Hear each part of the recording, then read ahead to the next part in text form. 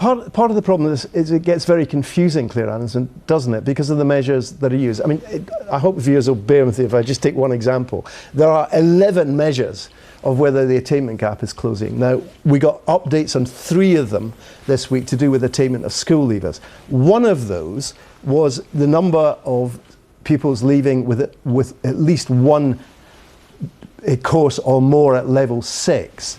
And the attainment gap closed between students from the least deprived areas and the most deprived areas, but the reason it closed is because both the least deprived and the most deprived students did worse, but the least deprived students did even worse than the people from the most deprived areas. Now, you can then say, aha, the attainment gap is closing, but everyone doing worse but rich kids doing worser isn't really what people had in mind when they talked about closing the attainment gap, is it? Well, the attainment gap is a huge challenge, and let's not forget that it's a poverty-related attainment gap.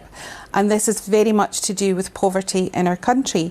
And while the Scottish Government is introducing measures to tackle that in terms of free school meals from primary 1 to 3, the introduction of the new child payments. Well, I know what they're doing, but the point I'm making is, again, it's the point that Lindy Pattison has made about the PISA figures, is that you can look at some of these and say in some ways the attainment gap is closing, but when in some areas they're only closing, it's only closing because those from the least disadvantaged backgrounds are actually doing worse.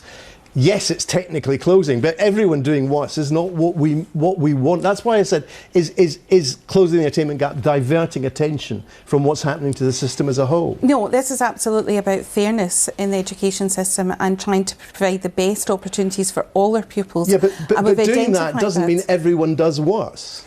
Which it does in some measures, and this is not the only one. It's not the only measure, and what we have to do in the attainment gap is look at the other challenges that people are facing. It's an incredibly difficult situation for families in poverty, and that is exacerbated by the policies at Westminster, such as universal credit and the chaotic rollout. Okay, so it's not just about schools. Jamie